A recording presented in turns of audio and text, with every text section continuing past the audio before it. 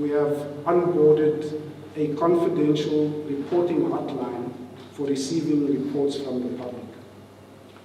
The hotline consists of a number of platforms, including a telephone line where members of the public can confidentially talk to an operator and offer the Commission information related to the terms of reference. And that's very important. The Commission has terms of reference which, whilst they are quite wide, specifically relate to the allegations made by Lieutenant General Mkhwanazi.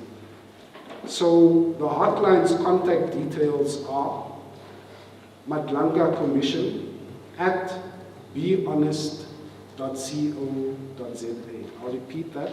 Madlanga Commission at behonest.co.za.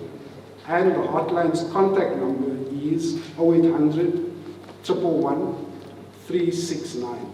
That's 0800 111 369. The Commission's evidence leaders and investigators have been in consultation with witnesses and following up on information within the Commission's terms of reference. As Justice Madlanga said at our first media briefing on the 28th of July, consultation with the first witness was, in his words, imminent.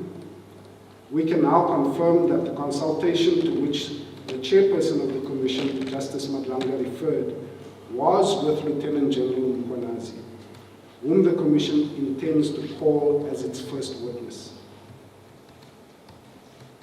The Commission has simultaneously been in consultation with a number of other witnesses whose details, based on security considerations, we are not at liberty to divulge.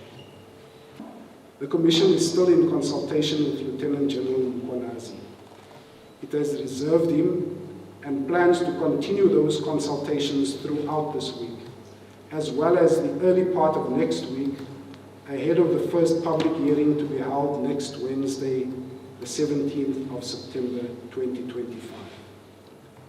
We are aware that the Parliamentary Ad Hoc Committee will also want Lieutenant General Mkhwanazi to testify before it as soon as possible, and we are communicating with the Ad Hoc Committee to ensure that this happens cooperatively.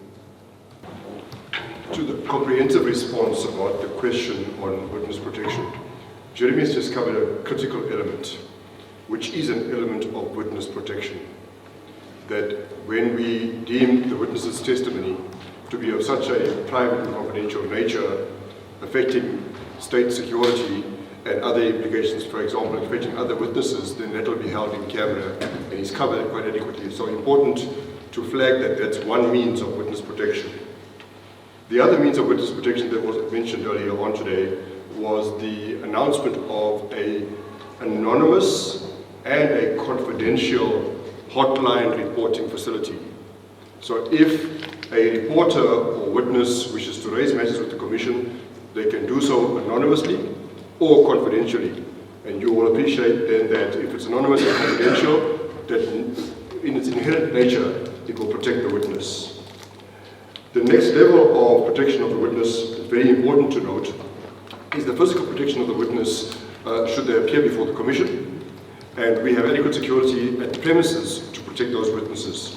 We didn't answer a question earlier on about whether we have a service provider to afford a more intimate level of protection, which we can't discuss, but we are in the process of finalizing the procurement of a particular service provider in that regard who is highly experienced in witness protection. We hope that that comprehensively covers the full gamut of witness protection issues